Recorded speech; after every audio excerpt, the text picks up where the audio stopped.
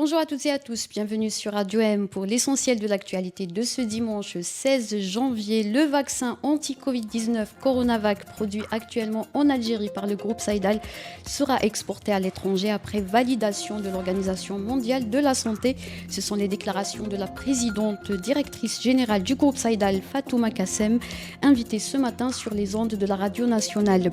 Après la validation de l'Agence nationale du médicament de ce vaccin, le groupe pharmaceutique attend l'arrivée des experts de l'OMS pour valider ce produit, ce qui permettra à l'Algérie de l'exporter vers les autres pays africains et certains pays arabes.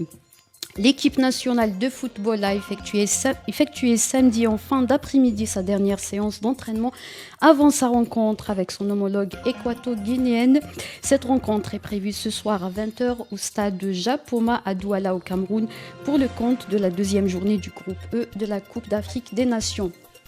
Les autorités soudanaises ont retiré son accréditation au bureau de la chaîne qatari Al Jazeera Live et a interdit à son équipe de travailler au Soudan.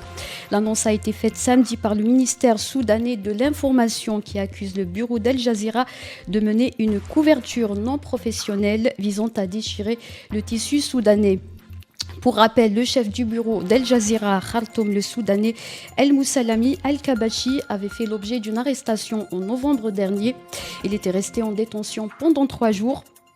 Le rédacteur en chef du quotidien de l'armée l'avait accusé d'avoir publié de fausses informations et d'avoir invité des personnalités hostiles, semant la zizanie.